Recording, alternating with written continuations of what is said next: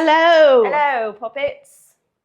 Was that good? It was. I mean, I don't know how. Yeah, no, it's good. And we'll probably keep this in because we like to have. We don't have like a set intro or anything.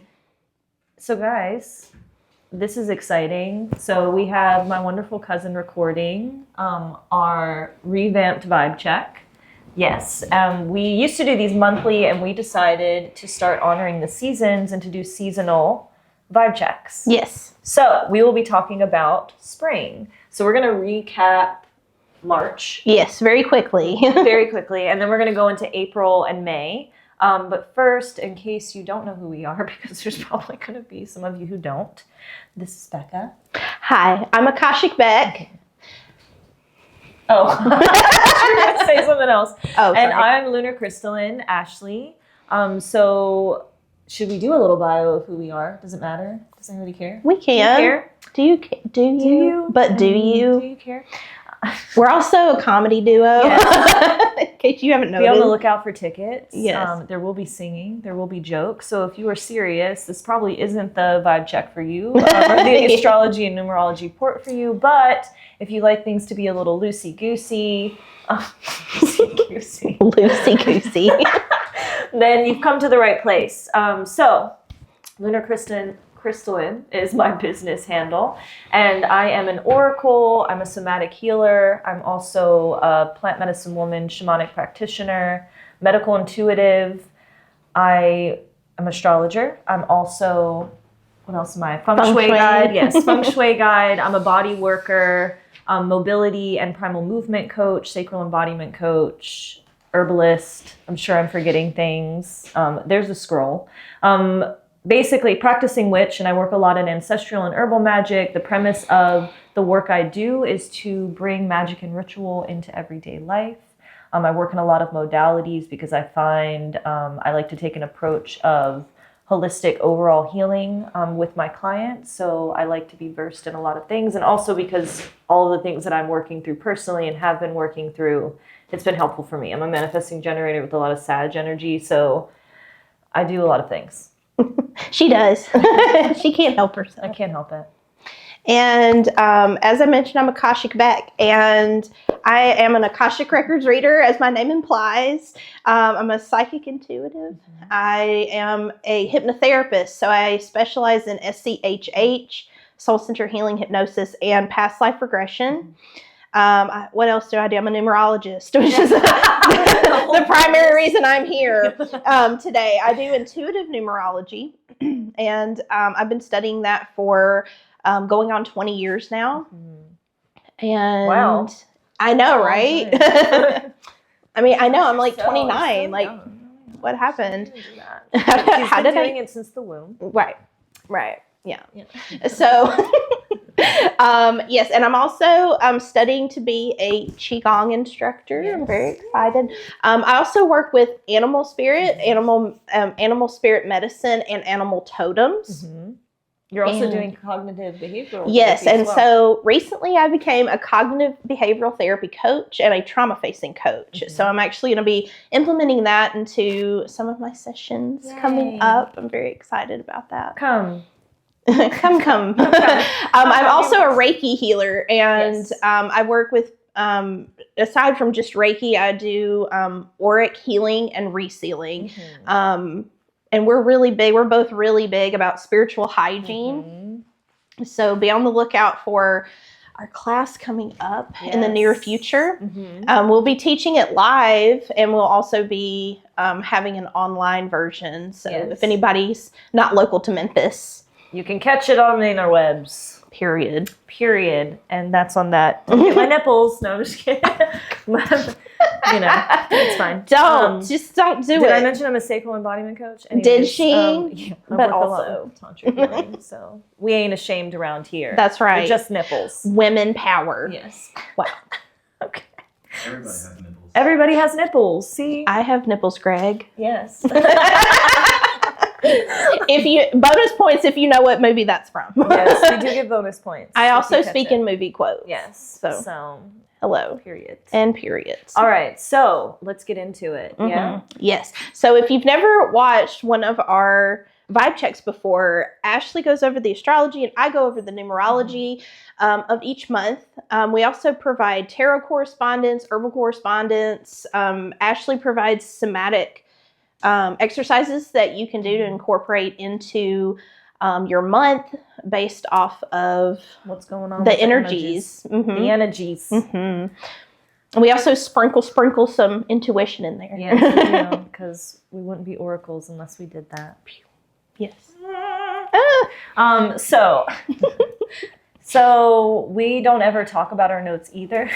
And we don't. And that's part of the allure is we don't tell each other our notes. And so we have pleasant surprises as to the correlations and how everything lines up. Yes, and that also opens up the space for us to even have conversations in real time about what's going on and the connections that are happening. So we love that. We love that for us. I'm going to be like completely honest. Like usually we're doing these live on Instagram. So the fact that this is being recorded right now, and I don't even think we'll edit any of this out, is like kind of intimidating with this big lens. You've got a huge lens facing me right now. It's coming right for me. What a girthy lens you have. Oh my. So yeah, let's get into it. Speaking of Tantra. Yeah. So let's go into it a little bit because I do want to talk a little bit about March. We just had the lunar eclipse in Libra. How was that for you guys? Yeah, there's been a lot of energy circulating. I think 2024 started off with a lot of potent energy.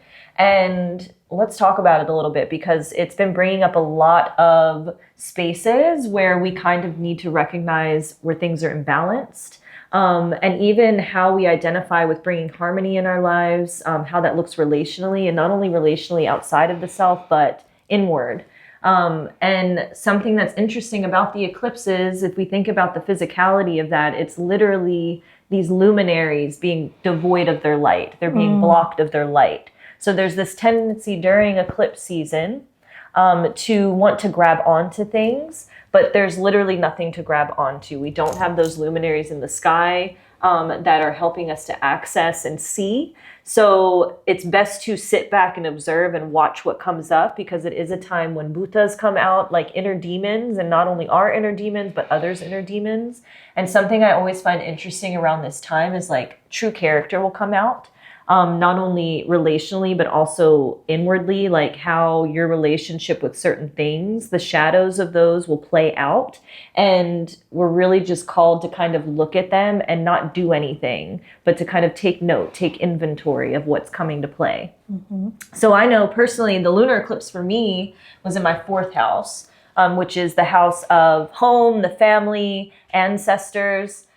So I had a big opening in the ancestral realm after doing a womb clearing on someone.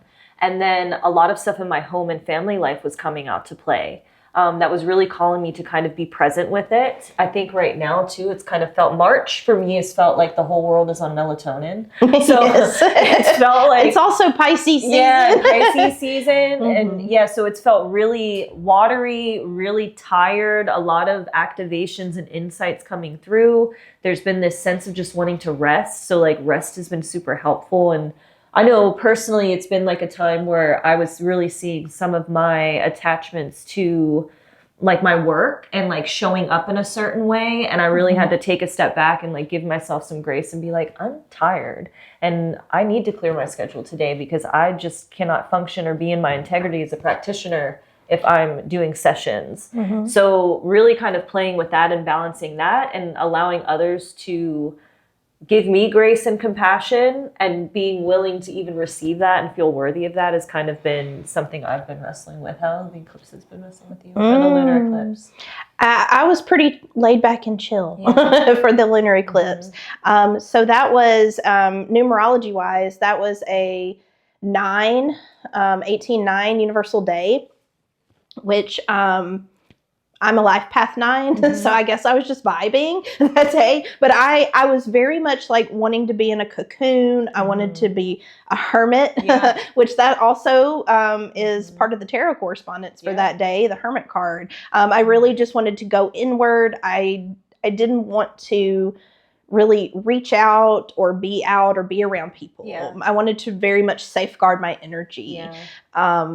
I didn't really do a lot of reflection on my relationships or anything, because I was truly like just focusing on my own energy and my own inner world. Which is the relationship with yourself, though. Mhm, Yeah, and right. how maybe That's true. you hadn't been doing that before, and how it was important to be doing that with yourself. Right, because I'm very outwardly focused. I'm very much like focused on other people and helping other people. I'm very service oriented, and so for me to turn it inward and look at myself, It's a big deal. It is a big deal, and I'm growing more comfortable with it. But it can be very uncomfortable for other people if that's something that you struggle with. If you have like codependency issues, if you kind of like fill your time by focusing on other people and not taking the time to do that kind of inner work, that kind of self-reflection, because it's scary. It's scary.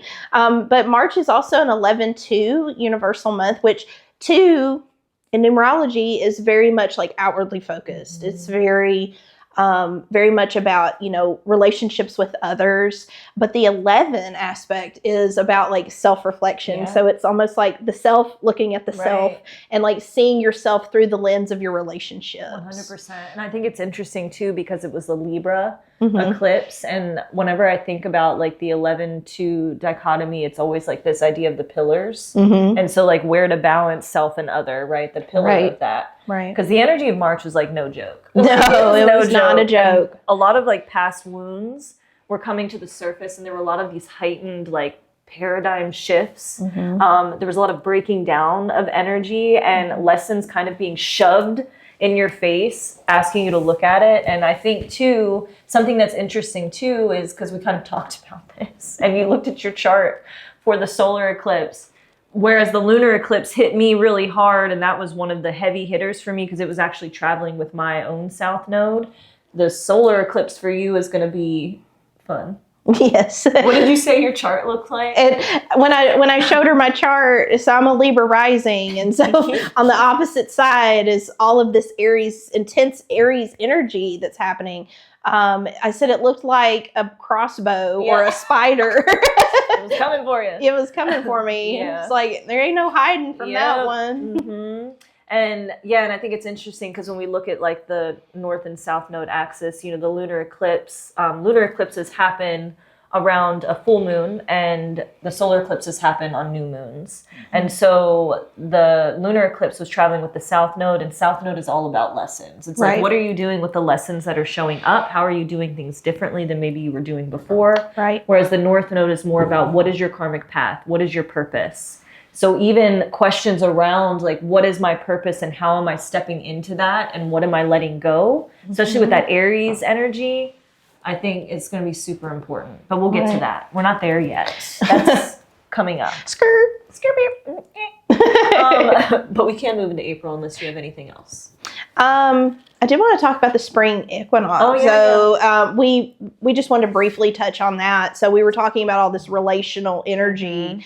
So March 21st, it was a 6 universal day. And so typically, I like to say that these spans of time, when it's not just one individual day, but like a swath of time, you can really tell a lot about it by the beginning and the ending dates. And since we're moving into this like 6 energy with this equinox, it was like talking about relationships and harmony and needing to rebalance the dynamics of those things. Talking about also like embracing our inner child and basking in more feminine type energies, like really looking at those as like the guidepost for what we're going to do going forward in this season. Which that feminine energy is really about like receptivity, receiving, surrender. Even I'm about to put you on the spot because we talked about this technically. So the eclipses or the equinoxes are usually on the 21st, but because we had a leap year, it was actually on the 19th. Okay. What are the numbers? What are the numbers for that? Okay, so for the 19th, that would be, that would be a 4. Okay. A 4 universal day. Which is still kind of that flavor a little bit of the two, right? Yes. So 4 is more directed at like equality and fairness. Yeah. So that's where it seeks its balance. It's like, things need to be reciprocal. And if I think about the number 4, I always picture a square room and then having different items in the room that make it flow, kind of like your feng shui. It's like having that energy flow together, making it work, making it functional and practical. Yes. So also being direct. So 4 and 8 really appreciate that. And we're in this 8 universal year, but being direct and honest and being integral with your words. Integral. 9-point word there. Yeah. Did you hear that? Yeah. She's smart. Anyways. So. Oh. Alexis. Oh my gosh. Help us. Yes. Help us. Okay. Sorry. There's a man behind the camera. Oh my Okay. God. He's judging us. There we go. No, he's not. Okay, good. All right. You look so studious back there. Oh Okay. my. So moving into April. Let's move into April, y'all. Yeah. So I was thinking, Kate, we can kind of just break it down and flip flop back and forth. Let's do it. Because we've got some things popping off in April, and like just overall Yes. April for me, I was feeling like we're going to see ourselves kind of moving into spring, right? We're really settling into that Aries season with a flavor of confidence. There is this essence of like taking action steps towards like things maybe you were ruminating over during the winter month, right? And taking on a more assertive nature as the sun begins to move and become more present in the sky. Yes. This month is packed with energy. Things are coming up to evolve, and we will experience a frequency shift and a lot of breakthroughs, I feel like. Now, there are fewer cosmic conversations with the planets, which will give this sense of maybe being able to catch up where we were feeling like we were falling behind, which I'm like really looking forward to that. The story of our lives. And I think it's going to give us some energy of like more focus and prioritizing. That being said, we also start the month with Mercury and Aries stationing retrograde. Yes. And so where there is this energy of like things moving quickly, because again, if we look at how we can connect the nature within us, how that mimics the nature outside of us. So there is this essence of like things flourishing, things coming up, things sprouting. We've got energy to do things. The sun is out. We want to get shit done. But I feel like the energy of April is really calling us also to slow the fuck down, because there's going to be a lot of ideas coming up. There's going to be a lot of things we're wanting to put into motion, but it's asking us to kind of be methodical and slow. And that's kind of moving into April too. We have like all that Taurus stuff happening. Right. Which is very much a Taurus-y thing. Yes. And so it's this idea of we're going to have a lot of ideas. We're going to have a lot of like gumption to get things done. But really take your time. Retrogrades are a great time because they ask us to reevaluate, to re-envision, to review, to recalculate, to modulate things. And with all of this like fiery energy that's happening, things are going to be speeding up. But I feel like with that Mercury and Aries, it's like speeding up the way that we mentally construct and digest information as well. And so as the energy of this intellectually data collecting planet slows down, it's an opportunity really to ask more questions. That was the big thing that I was hearing, is like, be open to asking more questions around things as opposed to just jumping on the first thing that comes. Because it's asking us to look at the questions and where we can assert more dominance in areas that need to be released. Because again, remember, Aries is this energy of cutting loose ties and newness coming about. But it's like, where can I release this so that new can come into play, right? Right. And so since Mercury is in a fire sign, Mercury in Aries reminds me of like an aerosol can and a flame.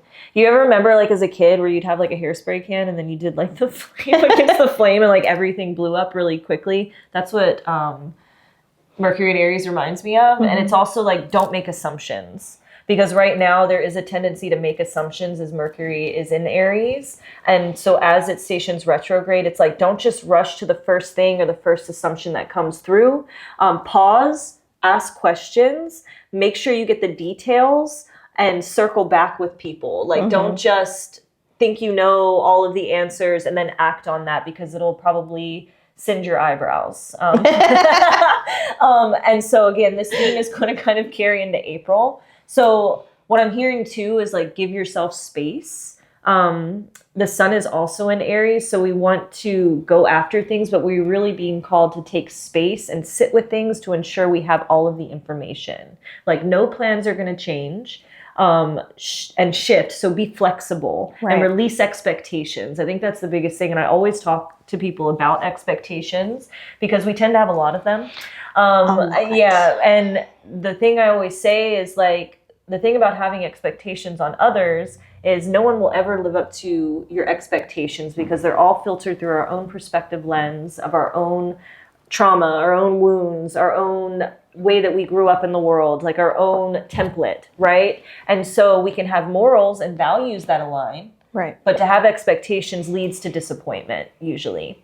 So give yourself room to be aware. There may be some hopes that get up, and the Aries energy can cause false starts sometimes because it's a very excitable planet. Yeah, and so remember that there are multiple paths to the destination and remain open to allowing the best one to present itself. Utilize the energy of the endings and beginnings to let that come through. This Mercury energy will also be working with Chiron and Venus this month, as well as the North Node during its journey. And so what I was hearing with that was flexibility is a strength this month and adaptability is key. Because as you allow yourself the pause to think it through, a new and better approach may rise to the occasion. Yeah? I love that. Yes. I have a little bit more, and then she's going to talk, because I was like, my notes. This is why we have notes. Okay, yeah. So we have new parts of ourselves that are also going to be starting to emerge with this retrograde that will be giving us the opportunity to honor and venerate that. So I keep hearing this month to recognize just because something isn't happening right now, that's what we were talking about earlier. So doesn't mean it won't. Right. Have faith in your plan and ability to navigate adjustments that come up so you are left with a more desirable outcome. Because you know, Aries has a tendency to want instant gratification. And sometimes, really? right? Yeah. So sometimes it's about giving us this chance to honor patience and trust, which I think is when we move into April, that Taurus. Yeah, as we get closer to the Taurus season. Tell me the numbers. Oh my God. Okay. Well, I like how you were saying, you know, we were talking about like, you know, this childlike energy of being, of being, you know, impatient and like starting things very quickly without thinking it through. So April is a 12/3 universal month, and 3 has so much to do with the inner child. So we think of like this childlike energy, and I really truly, like, whenever I was like writing my notes, I saw the image of like, you know, doing things that are from your childhood, like reminiscent things, you know, sitting down and coloring in a coloring book, you know, but just because that was something you loved to do when you were a child. So April being the 4th month, it represents a time to revisit initial plans. There we go. It arms us with more experience and insights, and it gives us necessary perspective so that we can move accordingly. And then this month, like I said, also arms us with creativity, thanks to the 3. So 3 is the number of creativity, community, communication, all the C words, you know, collaboration even. So we have this like abstract aspect to problem solving, thinking outside the box this month. 3 is a very abstract number. It likes to not look at things the way that they are, but what they could be. Right. And so there's this, but there's also this like idealism that floats around with it. So it's like better than it could be, but in reality, it's like, we may have to settle for this version possibly. But it's still, I think it's still good to like, you know, like keep your heart light and, you know, think about the highest level of whatever it happens to be. So this month we may be, you know, stubborn and asking for help, maybe, wanting to do things ourselves, figure it out ourselves. But I feel like, you know, when you were talking about Taurus, I feel like as we move closer to May, as we move closer to that Taurus energy and more deeply into it, we might be a little bit more apt, maybe, to asking for help, but Taurus be stubborn, so you never know. Too, like, Aries is independent, Right. too. So it's this Right. energy. And I kept, when you were talking, I was hearing the grass is always greener, but are you even fertilizing the grass that exists beneath your feet? Or is it crusty? Or is it crusty? Is your grass crusty? Your grass is hard what and sharp? journal prompt, you know? Help. Okay. Scotty. No, I'm just kidding. Scotty, you're not helping. Okay, so we may be also feeling more generous, actually, as a general. I know Aries can sometimes get the bad rap for being, you know, kind of self-absorbed and selfish, but I feel like with this 3 energy, you know, you think about like little kids, like, you know, sharing their candy, you know, or whatever with each other. So this would be a great month. Like what goes around comes around. So if you have an opportunity to do something nice for someone, you should do it because it's going to come back to you. And then whether or not you are helping, you know, when you're helping people out with this generous energy, it doesn't necessarily have to be money or a resource. It can be your talent, your time, your energy. It could just be like letting somebody, you know, lean on your shoulder because they're having a hard time. And it also brings to focus the heart chakra. So the 4th chakra is the heart chakra. And so doing things from the heart, doing things that you're passionate and lit up about. Really important for April. And I feel like you can really, you know, a little bit of inspiration is going to go a long way is what I'm hearing. But just do what really like feels good in your heart space, what like lights up your heart space. This is also a fantastic month to get plans off of the ground. And I know you said you should like look before you leap into something, but it is a good month to at least get things initiated. 100%. Yes. I feel like in March, I mean, we could still kind of have a little bit of that energy. Maybe it's trickling in, but April is going to be a fantastic month. Light up. Yeah, for sure. Absolutely. So just take everything into consideration. So the 4 and the 4 of April and the 8 of our universal year, 2024, gives you this excellent planning and execution energy. So 4 is very strategic. It's about planning. And if I think about it, you know, we have the 1, 2, 3, 4. Yeah. You know, we have the 12 and then the 3 and then the 4 of April. And I'm like thinking, I'm putting that together and I'm like, okay, take the necessary steps. That's what I'm hearing. What the number 4, which zodiac? Because that's given like Capricorn. It's energy. Well, I think it's Cancer. The 4th house is Cancer, right? Oh, that makes sense too. Yeah. So that very nurturing, generous energy. Okay. That makes sense. Also, it's like, you know, it deals with like, you know, mother energy, which is the 4th, you know, chakra. Gotcha. And then I was thinking about another number you were saying then, because you were talking about the planning and the structure. Oh, 8. 8. What's 8? And 8 is ruled by Saturn. Okay. There we go. So that might be why. Like, this feels Saturnian. Yes, and it is. This whole year is ruled by Saturn. So, and it's also Age of Aquarius. And there we go. We've got all these. That's not the song, I don't think. Anyways, I'm sorry. Oh. We were having acting like a child right now. Oh my gosh. Wow. Like, so I was just sitting here wondering if you were going to take this seriously. So. No. The answer is no. Okay, cool. I wasn't either.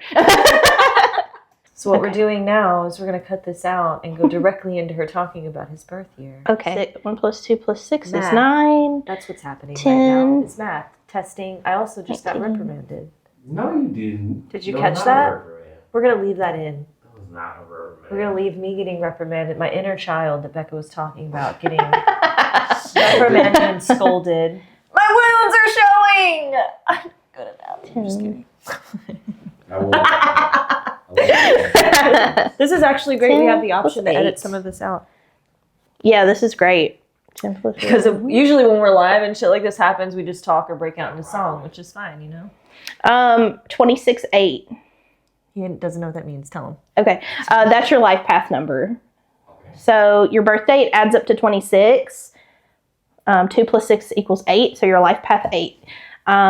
And so you would be having a 7 personal year this year. Because 8 plus 8 is 16, 1 plus 6 is 7. Nice. Yes. So how does the 7 year relate to what you were just talking about? Go. Oh, okay. All right. So you'll probably be having an upswing in like teaching or learning, having Learning. educational opportunities, having a deeper connection with your ancestors. So I know y'all have been working together. We're trying to. We're trying to. Well, maybe that is something that you can deepen into this year. Also, 7 and 8 are really good financial years. So you might be like pulling in more money this year or more resources, whatever that looks like for you, you know, because like some people are like, I'm not as concerned about money. I just would like, you know, a house, you know, or whatever. They want something they can utilize money for. But at the end of the day, also like bartering, and taking on more projects is what I'm hearing. So I feel like, you know, your work life, like you may have to really struggle with work-life balance this year, because if you have an upswing in your career, sometimes you got to give out some of your personal life in order to make that balance, right? But 7 and 8 will back you to the bank. Always remember that saying. 7 and 8 will back you to. That's so this year and next year, I feel like will be really good in terms of your career. You might have an opportunity to either teach or learn. Also, get out of your head this year.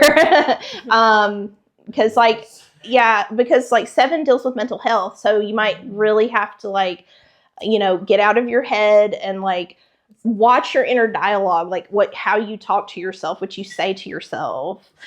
Mm-hmm. So there you go. Take it to the bank. You should do a whole numerology line of t-shirts. I should. 7 oh my or 8. God. Take it to the bank. More t-shirt ideas. Yes, we have a whole Why list. do we not have this going? Because we don't have a cricket. Yeah. Go to Michael's. So and if get you're us watching one. this and want to buy us a cricket, we'll give you a free t-shirt. Yeah. Okay. Yeah. And a free numerology reading. There you go. And a free whatever kind of session you want. Whatever. Yes. Are you continuing?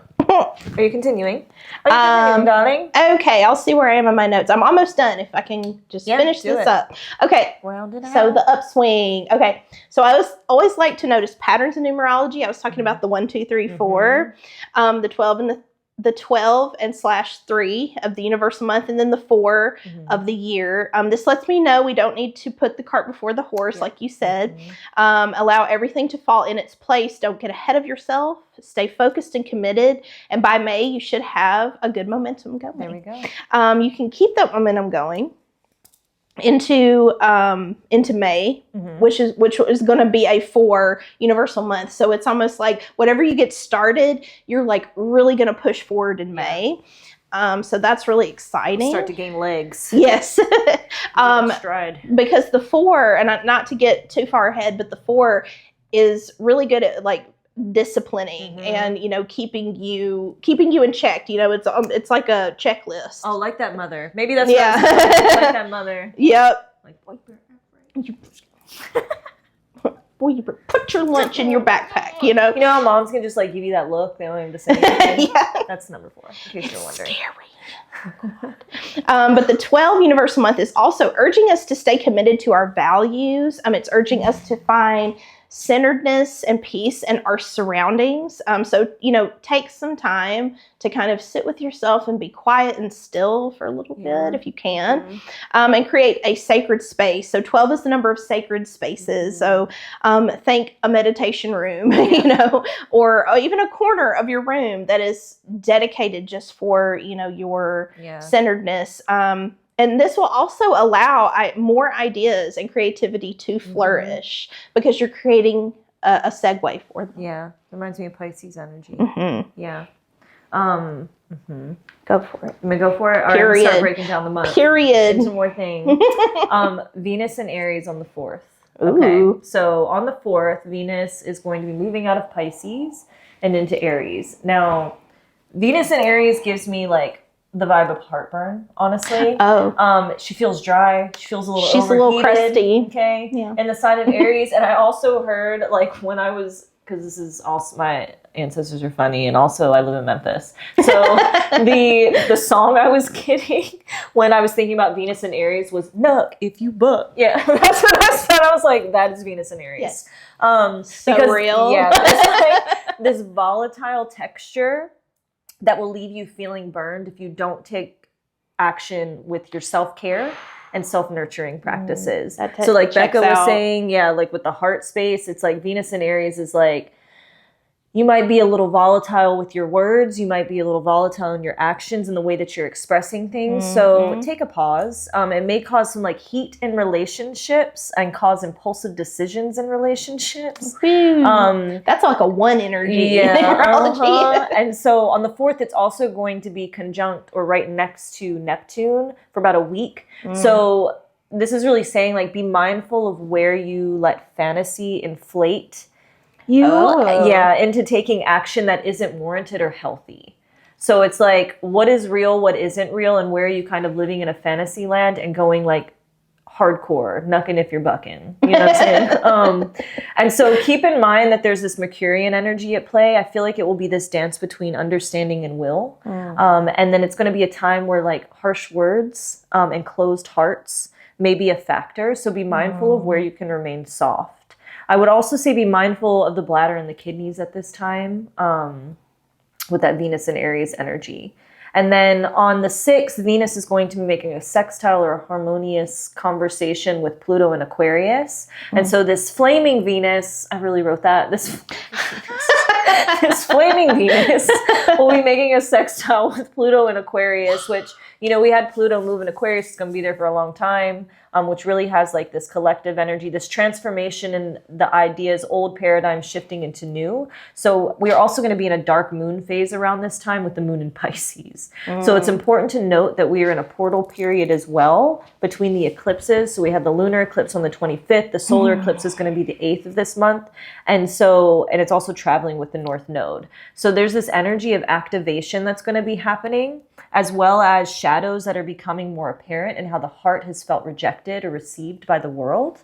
I feel like the mind will move really fast and the body will feel like it's going through a vacuum is what I was feeling when I was tapping into the energy. It's like everything's going to be moving quickly here and it's going to feel almost like this siphoning energy is happening with the body. So there's a potential for a shift in how you assert your feelings to the world around you. But I'm also hearing watch your temper.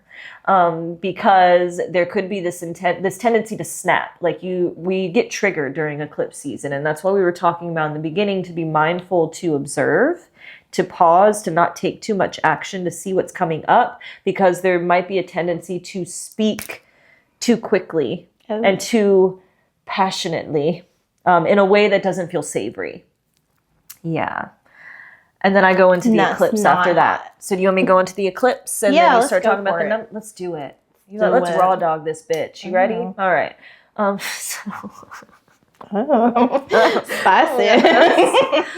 So the new moon in Aries is also going to be a solar eclipse. The sun is also going to be conjunct or hugging up against Chiron and Mercury. So both which are in Aries. So there's a lot of Aries energy in April that starts to shift in May, but right now we have a lot of Aries energy moving, a lot of fire energy moving. And so when we think about Chiron is our wounds. It's known as the wounded healer. And so Mercury, again, is like this data collector. It's the mental constructs. It's how we ingest information and data from the world around us. So we got this eclipse.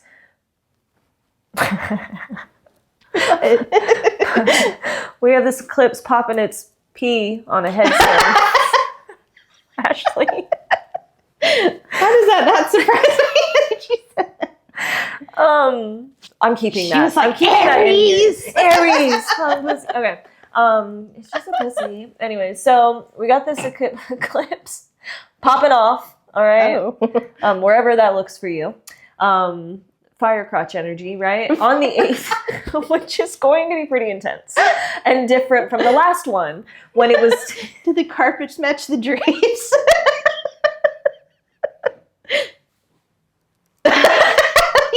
Oh, you thought because we had professional video, we weren't going to be raunchy? Guess again. Have you met us? Exactly. So if you remember last eclipse season, when we had the eclipse, take me seriously. I'm still gazing. So we're Walter Cronkite. Okay. So if you remember the last eclipse season, we had Aries. It was like teetering on the edge with Taurus, right? So we still had some of the Aries flavor. It's a little bit different this time because Taurus kind of brings in this sense of like slowness and comfort and resources and values, right? Whereas now we're like full-blown Aries. So it's conjunct Mercury and Chiron with Mars, and Mars being the ruler of the eclipse is sitting next to Saturn, okay? Right. So there's a lot of Aries energy present, and it is going to be this tug of war with boundaries and how it restricts the confines of our spiritual boundaries and unconscious mind. So remember, we have Saturn and Mars in Pisces as well. So this eclipse will be bringing a lot of outward expression to our blind spots and awareness to the temperature of where our wounds need to be witnessed. Our internal dialogue will be taking center stage, and where we may have or not have spoken out on them. I feel this is going to be a big activation point as well around where we create structure and show up in our gifts, which has kind of been something that's been culminating and moving from the end of last year into this year, where a lot of us are being activated and stepping into our gifts a lot more. And it's kind of like show up or get the fuck off the train type energy. A lot will be moving and coming online through the darkness of the eclipse. So even feelings of where we have allowed our gifts to be eclipsed by others, or let the shadow of judgment, or keeps the shadow of judgment, having it keep us small. So like something we were talking about earlier, like imposter syndrome is kind of like floating about a lot during this eclipse. It's transiting in the 9th house too of higher learning, the house of philosophy, and the 9th house is a fire house as well. It's ruled by Sagittarius and Jupiter. So it's also opposing the 3rd house. So there will be this ignition of how we approach the mental constructs and an expansion of how we assert ourselves in it. Right. So I feel like ideas will come back around that we may have forgotten, and ideas of the self even will be stimulated. The chord of how our true self and the self seen by others will either become very taut or severed completely. And I will say again this month, we are being asked to slow amidst all of the quick moving energy.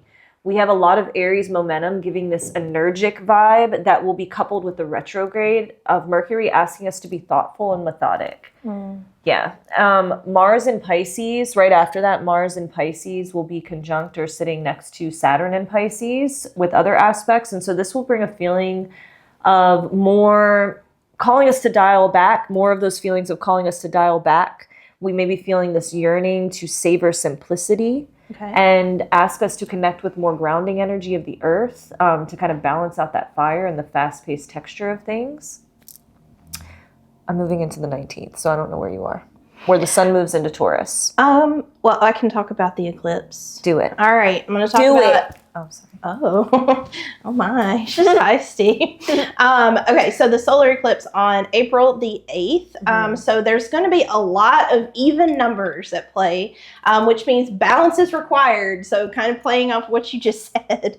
It's going to be a 20/2 universal day on April the 8th. So there are themes of intention and course correction, duality, releasing toxicity from not only your relationships, but from your own self, and healing wounding around identity, fairness, security, and submission. So there's that. There's also going to be this aspect of trust and accountability. So like trusting ourselves probably is going to be the bigger theme. Or maybe even learning how to trust other people. Maybe that's something that you struggle with, but I feel like there's definitely, I kept seeing trust over and over again, meaning like, you know, trust what's coming to you. 2 is a very like intuitive number. So it's like begging us, please listen to, your intuition. Don't let everything that's going on outside of you affect what you know. And hold yourself accountable. So there may be some instances where you may be having a displacement in your relationships, or maybe there's going to be something that comes up between you and like maybe a group of people. Like this could be your family, this could be your I know, right? Or your coworkers, your friends. It could be a group of people, and you're just kind of like the cheese that stands alone in all of it. If that's the case, like trust and take accountability for anything that you may be responsible for. Don't assume that other people are going to be taking their own accountability. Right. But emotions keep coming up around how we've sacrificed our authenticity in order to keep peace around us. Ways that we've allowed others to control us, and how we have willingly given our power away. And that theme really comes on the back of the 8 universal year, which all talks about like power and personal power, especially inner authority, taking accountability for those things as well. So this is a powerful transit that can help you see how to live your noble truth. Our guides are going to be with us on that day because 20 represents our connection to them and their support of us. When you were saying that, when you said the part about trust in what's coming to you, I heard trust in what's coming to you, don't trust in what's coming at you. Right. Oh, I love that. Yeah, that's perfect. And then also just this idea too of submission, because this is a conversation that my partner and I have about even what is your relationship with submission and what does that mean to you? Because sometimes we hear that word submission and we think it's this energy that's trying to hold us down. Whereas if we kind of step into the relationship, where do I need to submit and trust and be more in a receptive mode, in a receiving mode, and where is submission actually about surrender as opposed to about being suffocated or being controlled? Yeah. I like that. Yeah. Very cool. I also wanted to note, the last thing was relationships with our parents and our partners are going to be highlighted as well. Yay. Lovely. Yes. We love that. And that's because of the 2 aspects. So 2 definitely talks about love. It's very like a very relationship loving oriented number. And, our first, I guess, examples of love in our life is our parents or our caregivers. So maybe seeing how like our relationships with our parents translates into our relationships with our partners. Yeah, how that shaped the template in which you're even entering into these relationships as well. Yeah. Ooh. Yay. Yay for us. You hear that, Scotty? Speaking of Scotty, I want to recalculate your life path because I don't trust that. I was like really distracted. Although everything I said was true, I want to redo your life path number with a calculator. Do you have a calculator on your phone? Where's my phone? We're going to calculate the numbers in real time. I was sitting here thinking about it, and I was like looking at you, and I was like, is that true? Is that right? Did I do the math correctly? Give me. Go. When's your birth? 12688? 1 plus... Okay. 1 plus 2 plus 6 plus 1 plus 9 plus 8 plus 8. Oh, 19. I was like, where are these other numbers coming from? I was right. It was an 8. Okay. It's a 35-8, not 26-8. Okay. I just missed an 8. Okay. We're good. We got it. Yeah, so everything I said was true. It's just it's 35. So 35 is a pivotal age in your life. Yay. A lot of things will come into circulation, yeah? So that'll be what, next year? For me to be 35. That was last year. 37. Oh, wait. Yeah. I can't do math in my head. Okay, so you're 37. So what happened when you were 35? My wife passed away. Oh, okay. I'm so sorry. Yeah. Oh, I'm sorry for bringing it up. It's okay. No, it's okay. It's okay. Yeah. I thought maybe we could edit that other part out and like talk about the real number. Okay. We can do it. Yeah, we can do whatever you guys want. Okay. So 35-8. is Yeah. yeah, 7 and 8 will still back you to the bank. Yeah. So lessons around, you are having a 7 personal year this year. So you still have, themes of education, learning. Also just heard scholarship. So I don't know if you'll be involved with a scholarship program, or you'll receive a scholarship, or a scholarship will be given to you. I love that. It's Yeah. only March. That would be great. There's lots of time. Yeah. Only space and opportunity. Yeah. I'm down for another course or something like that. So Yeah. And then Oh, my projects, lots of projects. Just don't get in your head. I will, once I get out, Yeah. I will Yes. lock the door behind That's what me. we're Yes. working on. Yes. Because it can be easy to slide back down into Yes. it, Okay. That's a real. Yeah. I'm glad I recalculated it. Yes. But yeah, everything I said earlier was right. It was just a different life path number. Cool. Good. And you're also doing exactly what you're supposed to be doing. You're creative. Yeah. And yeah, you like to travel for work. There you go. Period. All over the place, yeah. Yeah. Sorry. You're He's a not stationary. globetrotter. You're If I not. sound funny and like super I know you're like doing intentional, your Barry White voice right it's 'cause now. I can Oh, you hear can you hear- in person, and Okay, I can hear got you. microphones, and I can Oh. hear myself on the microphone. Okay. And myself in my head. Oh. Okay. You're in the Matrix. Ah. Yeah, It's You said don't be overwhelming. in my head, and there's all these people talking. So I'm speaking. Welcome to NPR. I hope I've answered your question. But thank you. No, that is mean a lot. Yeah, sure. I can do something more in depth later if you want to. Really. All right. You okay? Yeah. You okay? good.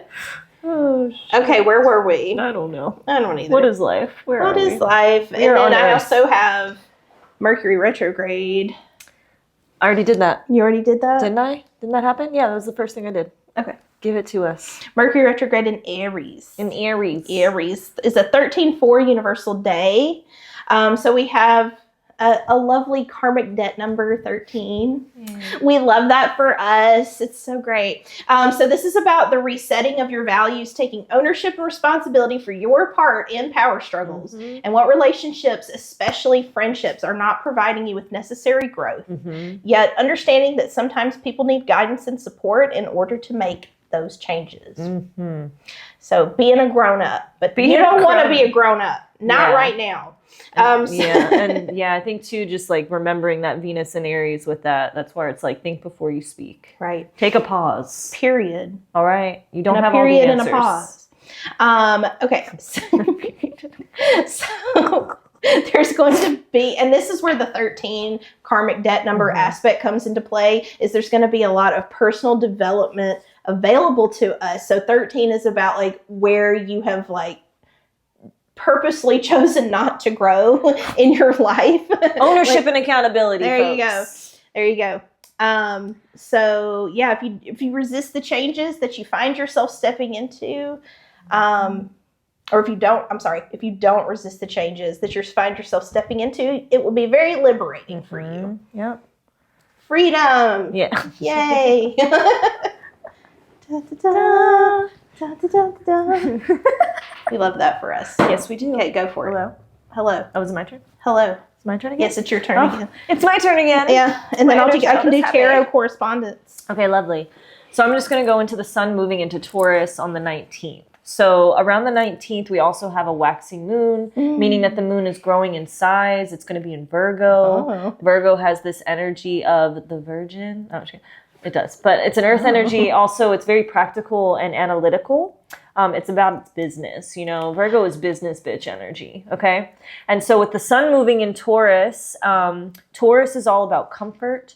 It's about our resources, values. And Mercury and Aries will also be hugging up against Venus and Aries. So this conversation will reiterate this charged force energy we will be feeling, and making us analyze how to perfect what we do to resource for ourselves, while again asking us to simplify the chaos.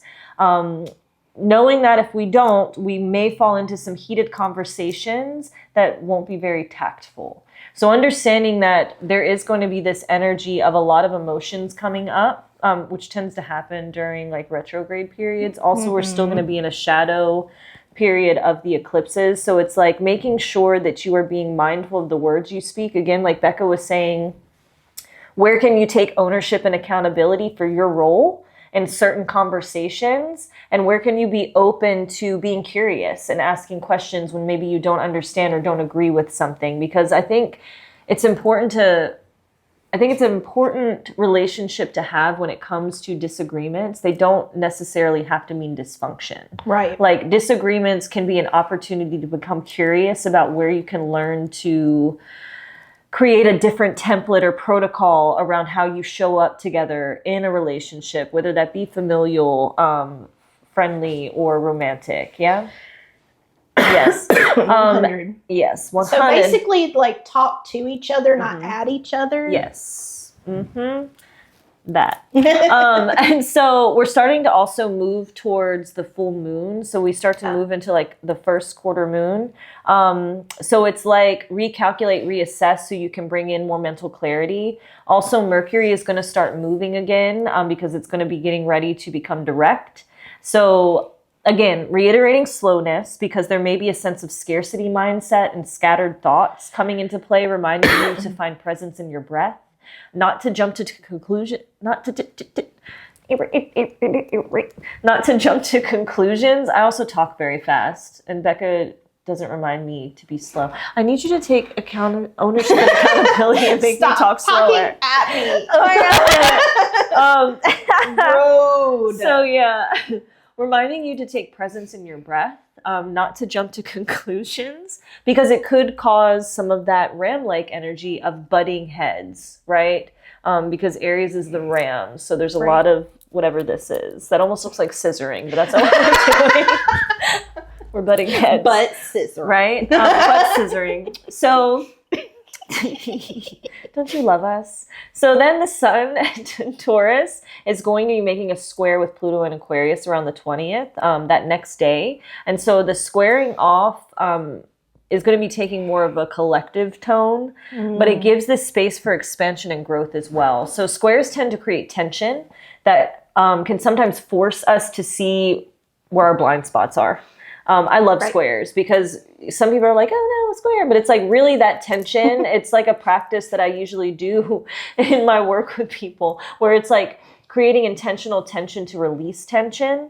And that's what I feel like a square is. So like even in somatic work I do, it's like actually creating tension in the face to release tension in the body, right? And so, yeah. And so sometimes I think this allows room for a lot of what's been coming up in the eclipse season.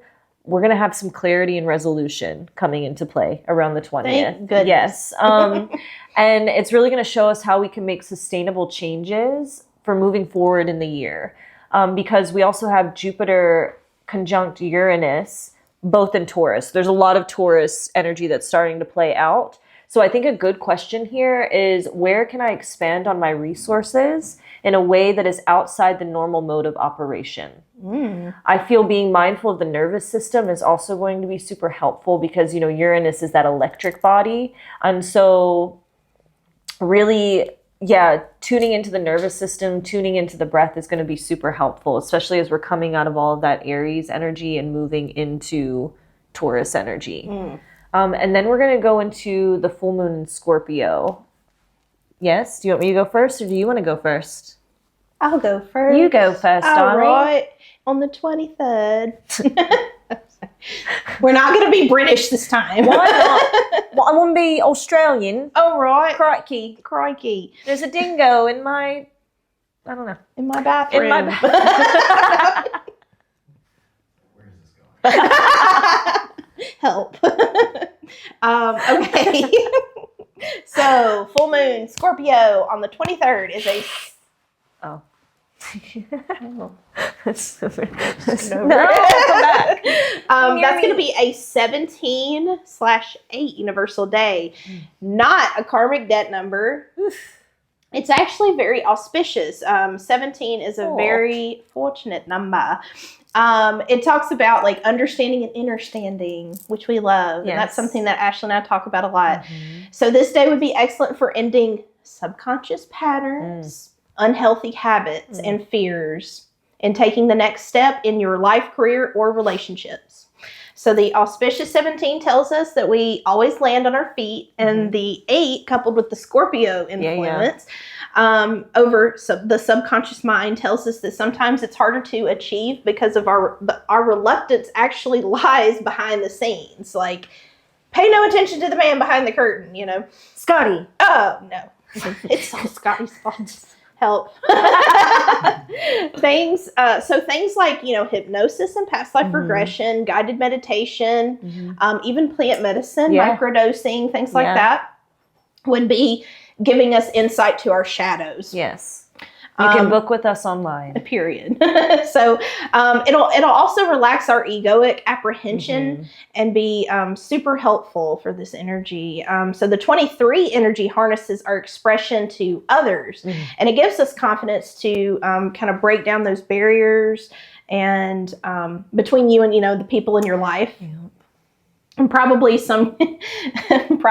I wrote this, some people who are in denial of their own patterns. So not only could you potentially recognize your own, you could recognize what's going on in your close relationship. Exactly. It's giving MJ. It's giving man in the mirror. Get your glove. It's giving practice your moonwalk. As long as I can wear the red leather jacket. Yes, I have one. You can wear it over your shoulders. Okay, and I'll get you a glove. I'm not fitting into Your boobies it. are too big. You ain't gonna wear it. But there's also issues surrounding control, manipulation of the mind and the heart, repressed sexual desires, and uncovered secrets about unethical behavior. Yikes. Scorpio. We love Scorpio. Yes. You dirty girl. But that's also things that are tied to the number 8. Yes. So, ew. Which is 8th house flavor as well. Is 8th house flavor. And they definitely do have like correlations. They have correlations and overlapping, but they're not exactly the same in numerology versus astrology. So they have their own flavors. We're all unique. And do. Yes. Period. So the astrology, the 23rd full moon in Scorpio, like Becca said, also it's going to be squaring Pluto in Aquarius. So Scorpio has a tendency to bring things from the subterranean depths of the psyche. They bubble to the surface. And so a full moon is this time where the luminary is fully present in the sky, right? So we're really able to see our shadows clearly. It's a time when suppressed is illuminated. When we have a Scorpio moon in general, Scorpio moons tend to be like very wild and emotional and woe is me type energy. And being that this is the first full moon after the eclipses, we will see some echoes of the lessons that showed up. I was going to say, how's that going to be? Yeah, so we're going to see some echoes of the lessons that showed up during the eclipses, really asking us to investigate, because Scorpio is like this investigative energy, right? It reminds me of like a private eye, like a PI, like it's just looking into things. It's spying on us. Yeah, and it's also asking us to surrender to the process.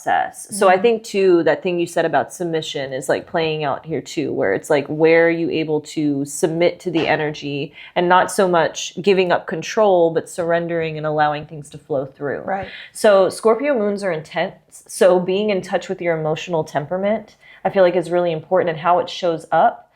Being mindful of that is super helpful. Full moons are also a time that ask us to celebrate and harvest the lessons of the lunation. And so when we start to disseminate or wane, we can release the baggage of what's not working. It's a call to protect ourselves and our emotional well-being, and how that ties into our physical, emotional, our mental resources, because remember, we have the sun opposing in Taurus. It would also be a good time, I think, to look at where you can step outside of your comfort zone. And even where is your edge? Where is your growth edge? What does that look like? And are you willing to tiptoe a little bit past it so that you can grow up and be a big girl or boy? Put on your big girl panties. Yes. Step outside. Put on your granny panties. Oh no. Oh no. Oh no. Yeah, and so then on the 25th, right after that, I'm just going to go into it and finish out the month, and then you can finish out it. Yeah, I'm going to go for it. Take it. Be aggressive. Okay. Mercury stations direct on the 25th. And so remember, it still needs time to speed up. and go about its normal course. We again are going to start to feel this pull for ourselves to speed up. But remember, we're being mindful and dotting our I's and crossing our T's, and we're not jumping on anything too quickly. Are we boring you? I'm just kidding.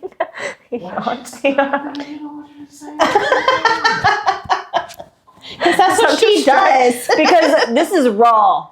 He yawned in the middle of what I was saying. Do you want me to rewind?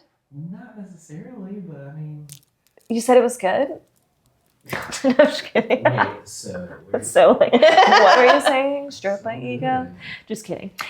So the 25th, the moon is also going to be moving into Sagittarius. Yay. So we come out of the water and into the fire. Even though I think Scorpio reminds me of like water on fire. Yes. In general, because it's got like that there's an Mars oil spill Pluto. and it's like, wow, yeah. Right. So we're coming out of the water, moving into the fire. So we may feel some fogginess in the mental space finally starting to clear up. And this adventurous spirit starting to come into play. But remember, don't jump the gun just yet. Venus is then going to be entering into Taurus. Yay, moving out of Aries, moving out of to that fiery pitfall of throwing bows. It's the fire crotch energy. The fire that crotch is Venus and Aries has been replaced with something more comfortable. with granny patties. With soft padding. I saw this thing the other day, which we'll think about if we want to keep it in there or not, but it was called a poupée. It was like it was a toupee for your pussy. They have everything for everything now. All the ideas are taken, you guys. And that's what Venus and Taurus reminds me of. Let me see I if need I to find can somebody say. with Venus and Taurus and be like, you know what you remind me of? You remind me of a toupee for your pussy. A poop. It's called a poupée. I'm hurting. We're leaving that. Oh. Maybe we should say disclaimer. help. Maybe we should flash like disclaimer in front. If you're easily offended, don't watch our show. Don't. Just Don't do Just stay it. away. Okay. So, anyways, like I was saying, my face is red. Probably. disclaimer: Venus enters Taurus, and That you will hurt. now have a bouquet. I know what I want for my birthday. And where can we buy this? TikTok, TikTok, probably. you know, maybe, or Amazon. Live on we'll put the Amazon. link below. We'll put the link in bio. If we get a sponsorship for bouquets, I'll die.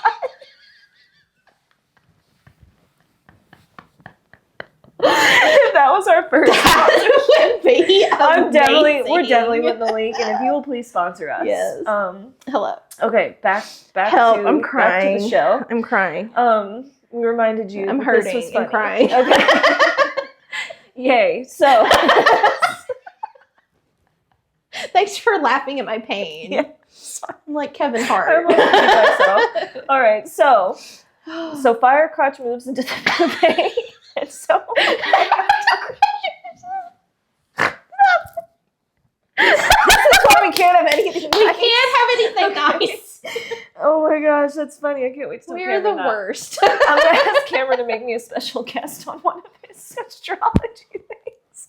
And I'm gonna say, so have you guys ever thought about the dichotomy You know, of this, Venus like, and Aries and time Venus where- into Taurus? Like, Remember in April? okay. Okay, we're Breathing. fine. We're good. This is fine. So, the fiery feelings in relationships will soften.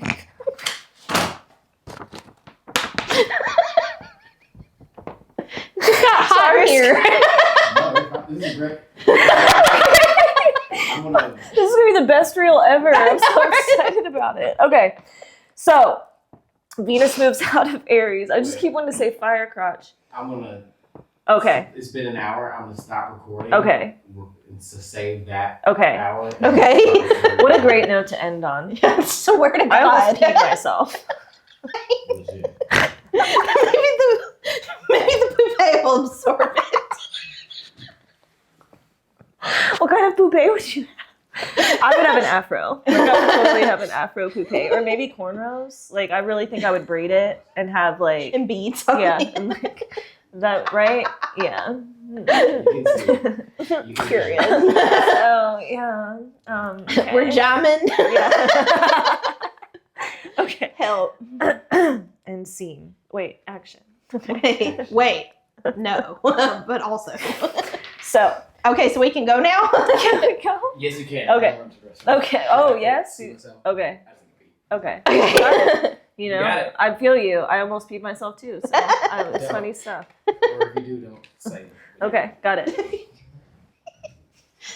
Don't tell the crowd I almost peed on myself. Too late. I don't care. I'm definitely posting Wait, that. this is live? Yes. Oh my god, if that was live. Instagram would have They would ban would've us forever. We would never be able Wouldn't to be post surprising. on Instagram again. Again, we'll make sure to put a disclaimer. Oh my if you do God. not have a sense of humor, please don't watch us. Please go Don't away. listen. Go away. Period. I'm not one of those people who's like, you can't sit with us, but if you don't have a sense of humor, you can't. You can. You just Okay, never can't. mind. You maybe let me be more open. Right. Not you pulling. Right. Right. He's gonna come back and we haven't done anything. I'm Venus. Let's be adults. Stop. Oh my god. Okay. Oh my god. Okay. This is the best day of my life. I'm Okay. gonna faint. I can't wait for that. That's like the most excited I am about this entire This is recording the we're only best doing. part. It was like of my the whole favorite part. thing. Forget everything That else reel- we said. That reel is gonna go viral. I'm It's telling you gonna right now. go Okay. with any luck. Right. We're putting our hopes and wishes. The Instagram gods. The social media That gods. is an idea that we will act on. There is not and another take path. accountability for the repercussions. Oh my gosh. Okay. Venus enters Taurus on the 29th. So, yay! I wrote yay in here. So the firing so the firing feelings in relationships will soften and be if for some reason this gets edited from the 20 minutes of laughter that just happened. We just said something really funny. And it took us forever to continue. So that fiery We're energy fanning. with Venus and Aries, feelings and relationships will soften and become a little more luxurious. So this would be a good time to adopt a new self-nurturing practice with yourself and also in partnerships. So I'm hearing like do something extra lavish and nourishing in your partnerships while also thinking about We have an idea. Yes, we have an idea. Check the link below. Sponsor us. You can braid your partner today. Okay. The moon's also going to be in Capricorn. So also thinking about where you can assert more goals and act on some of your dreams because Mars is also going to be conjunct with Neptune. So yes. And then Mars moves into Aries on the 30th, which it loves. Yes. The moon will also be moving out of Capricorn and into Aquarius. So I'm feeling big energy, big ideas, big motivations, and shifts in how we move will happen, and more funneled energy of where we feel like we can access more energy. Okay, I'm going to cut that, and I'm going to say that again.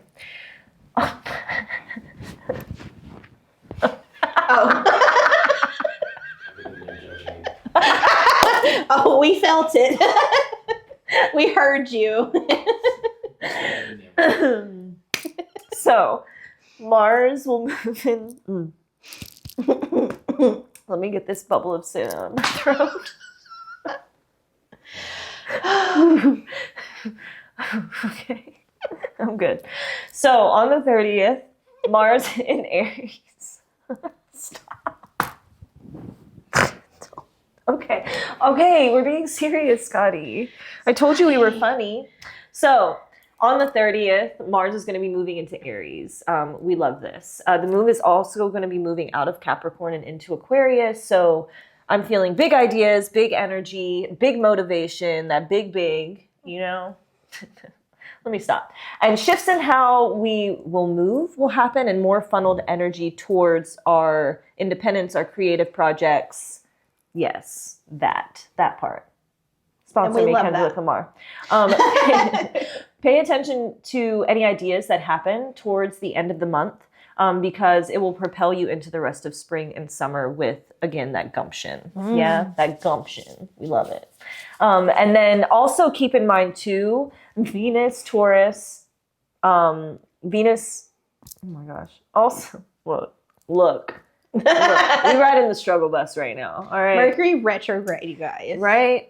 So Venus in Taurus is going to be making a square to Pluto in Aquarius also. So again, being mindful of the heart, what's stirring, and be really in tune with your body and what it's saying. So I feel like routines will kind of grab legs around this time, especially around the realm of your health, and the activities that you are pursuing actively. Fabulous. Finish up the month for us, Becca. Okay. So I have May. Oh, never mind. We're going into May now. I finished up April. May is a 13-4 universal month. There's that karmic debt number again. I know, right? Oh. Jump. Okay, so May, as I mentioned, is a continued momentum from April. However, the combination of the 13, the 5 of May, and the 8 universal year lets me know that this is a month where plans could falter if you are unwilling to cease and desist with what isn't in alignment. You guys.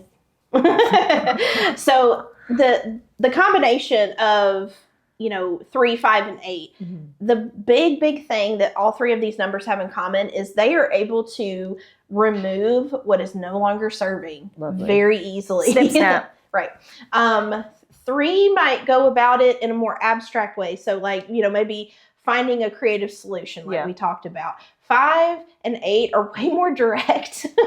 5 is more of a, hey, it's not working out. 8 is like, get out of my office. So it's just like, as the numbers increase, the more serious it gets. Just to kind of let you know and frame that for you. So in other words, bad habits need to go. And if there's a toxic relationship in your life that you're unwilling to end, the universe may do it for you. Thank you. Yes. Thanks. Pause, please, for the dogs. Oh. I live in a duplex.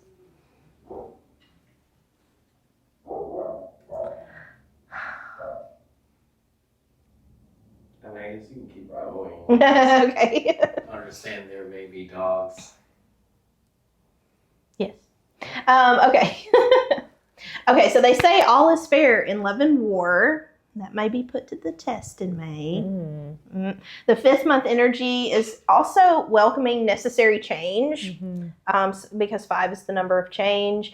But I feel like we may be seeing a lot of ego death, a lot of loss in the form of projects, ideas, maybe even money or connections that you refuse to acknowledge the need for change. So it's almost like, snatch, I'm going to take this out of the picture until you get it through your head. And once you do that, then we'll replace it with something much better.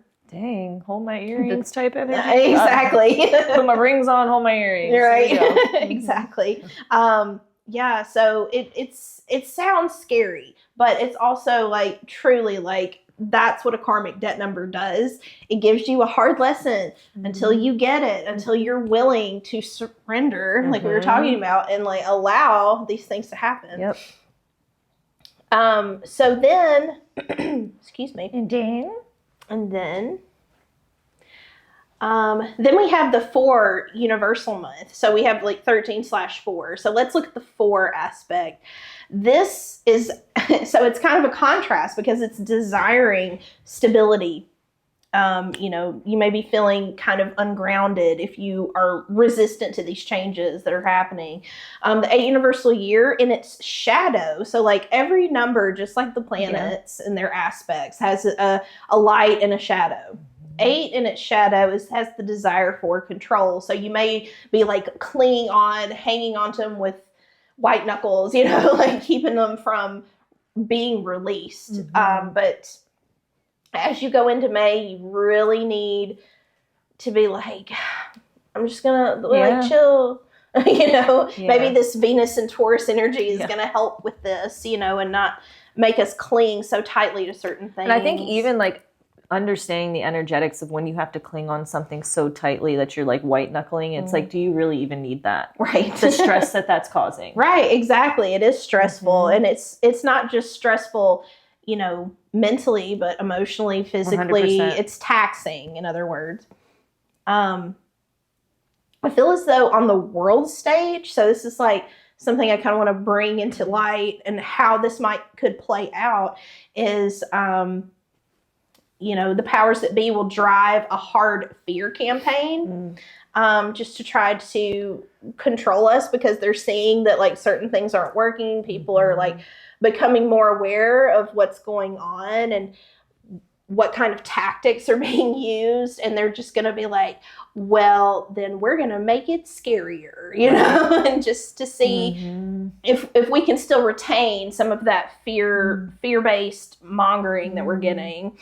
So there's a strong message coming in about, not feeding into like narratives, whether that's on a collective level or in your own personal life. Like if you see like certain patterns that you've been noticing, like just throughout your life, maybe you'll actually finally notice the pattern and you'll be like, oh, when this happens, I act like this. Maybe I shouldn't act like that. It should be something more conducive. But there's also this aspect of imagination.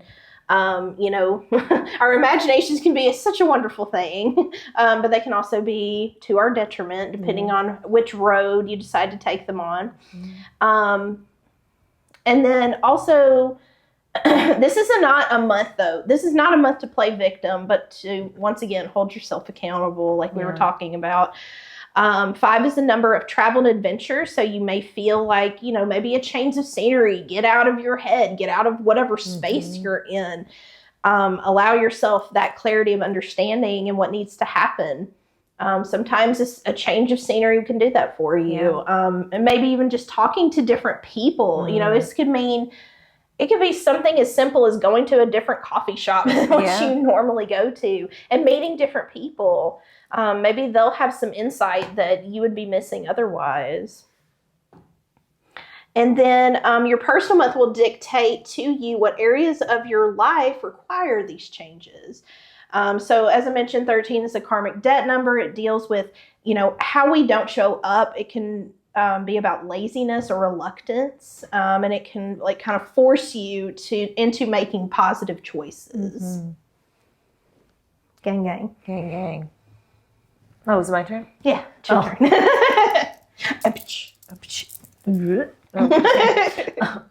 Okay. So, I can feel you judging me behind the lens. Okay.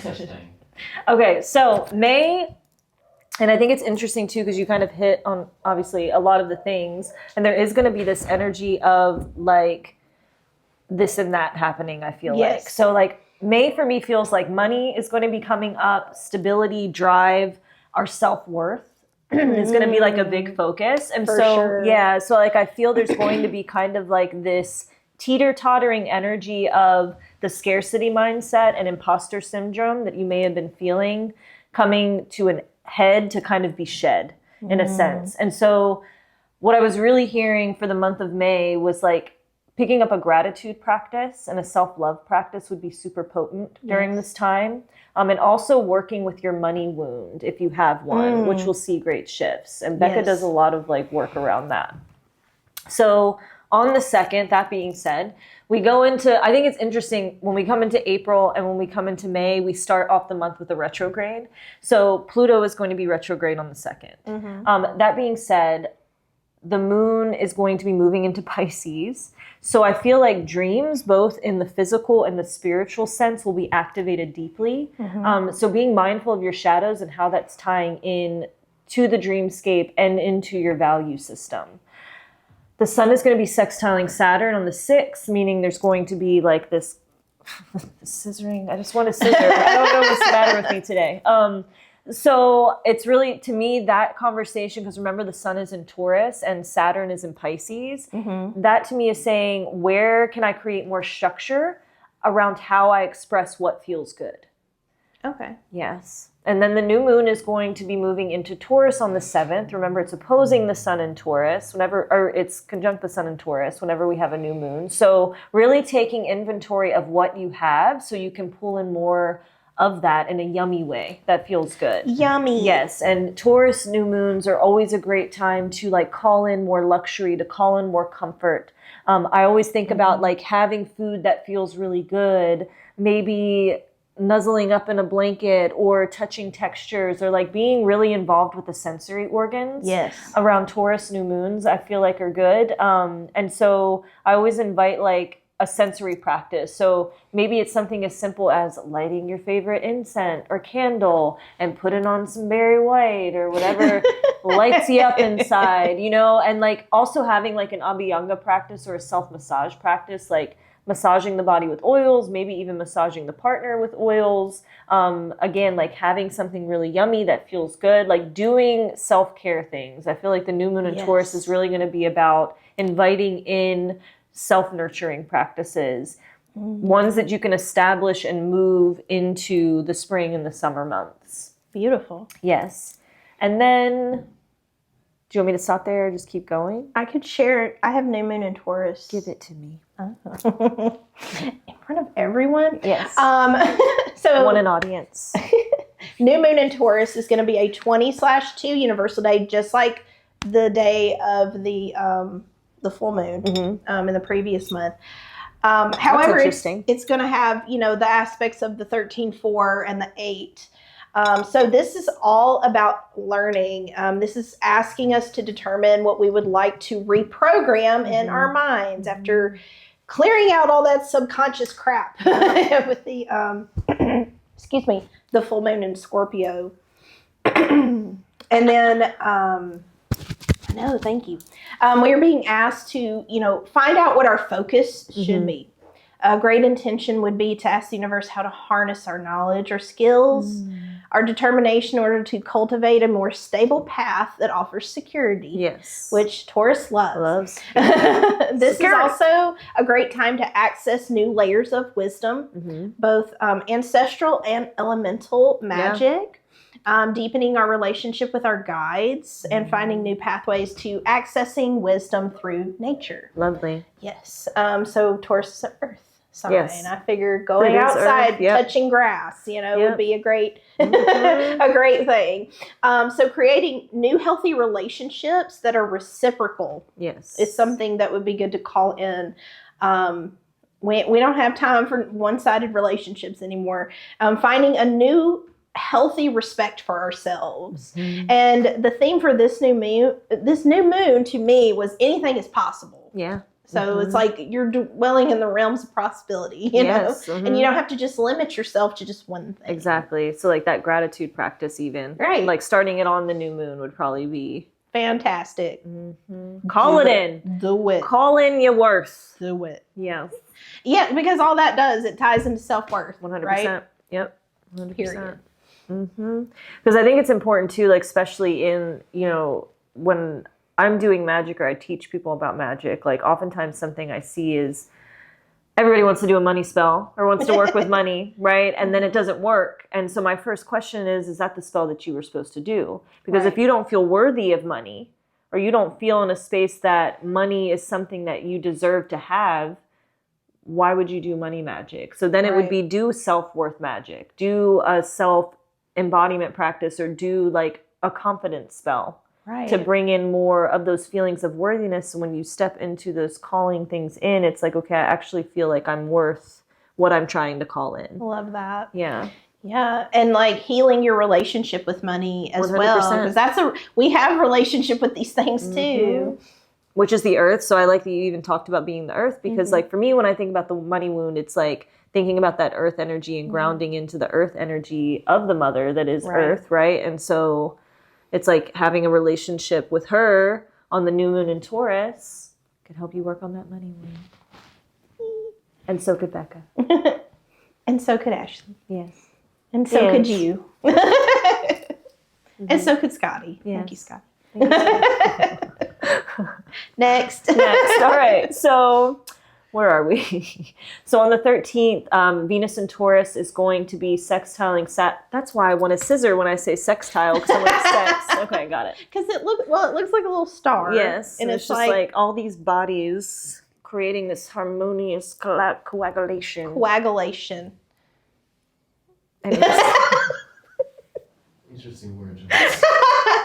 Isn't it? Is amalgamation We have better? words. How about amalgamation? Is that better? I like that word. Coag. You're going to clot together. All right. So Venus in Taurus is making a sextile with Saturn in Pisces. So I feel like this is going to be a day of big heart explosions when it comes to chosen family, and an energy of where you will see how boundaries you have set are bearing fruit in a pleasing way, while also showing you where some need to be tweaked, but it'll play out well. So I find like communication will be super helpful, like that Venus and Taurus energy will be, and the Saturn and Pisces, it'll kind of give us a place of receptivity and creating a structure that feels good and will be received with love and openness if we set boundaries around that time, basically. I love it. Yes. And then Mercury is going to be moving out of Aries and into Taurus. So now you see we're starting to move into this Taurus energy, right? Settling in, sinking in.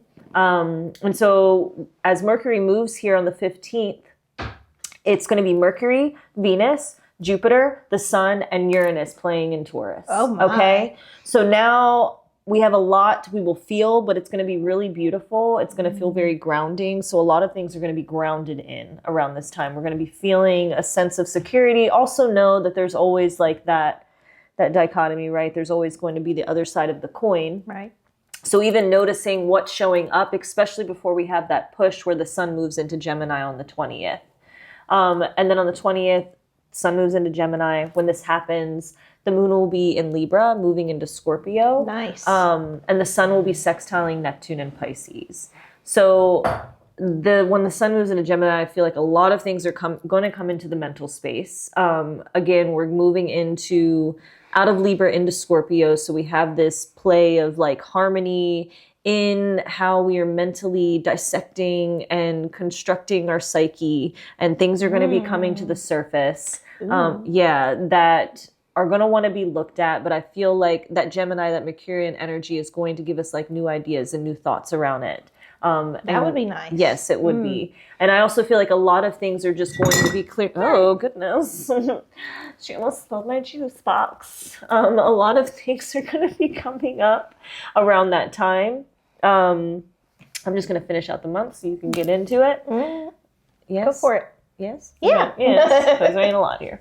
And then Venus is going to be moving out of Taurus. No more poupées. We're moving to Venus and Gemini.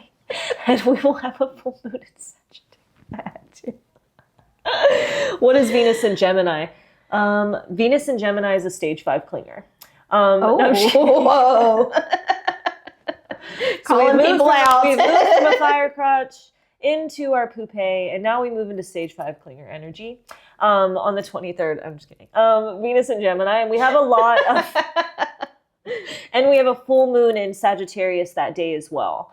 So I feel like our communication, when it comes to how we speak love into relationships, will expand in a huge way. I even hear take a chance of like speaking up around your love languages. So this would be a great time to become clear about what are your love languages, and not only that, how do you like to give and receive those love languages, and to become curious and have conversations with those you're close to about how that looks and how it'll show up. I feel like it'll be a really favorable time to that. And also a time to learn something new about something you love or have been interested in a while. Pleasure indulging in deep conversations and relational healings, I feel like is the vibe for the full moon in Sagittarius with the Venus Gemini energy. And then just got one more.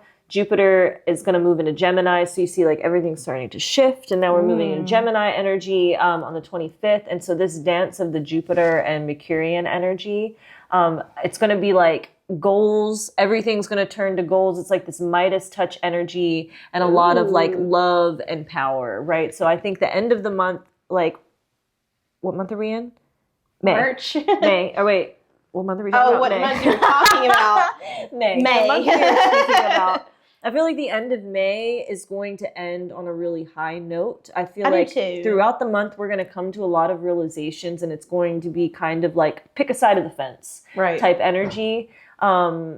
But if you err on the side of like curiosity and exploration, it will span out well for you. Oh, yeah. But if you still allow yourself to sink into fear patterns, or again, that scarcity mindset, those money wounds, aren't practicing self-love or self-worth practices, then it may not end well. No, I'm just kidding. It just won't be as favorable. So I think we're giving a lot of access to some really potent energy as we move into the summer months. I agree. And, you know, with the 8 universal year, you know, you were talking about,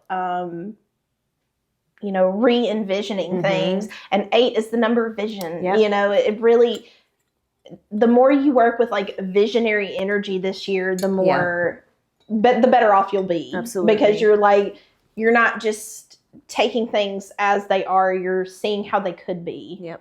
And you're embracing like something bigger and better for yourself. 100%. And I think, and like with the Pluto and Aquarius energy, the Saturn and Pisces energy, it's like kind of hitting all of the corners, I feel like. And so you've been talking a lot about like 2 and 4 energy too. And so it's like all of the bases are being covered. So it's like spiritual, physical, mental, emotional, all of these aspects Very are kind of so. coming together and giving an opportunity for these energies to weave. So, because what I was even hearing is like where maybe we've had to keep certain parts of ourselves separated.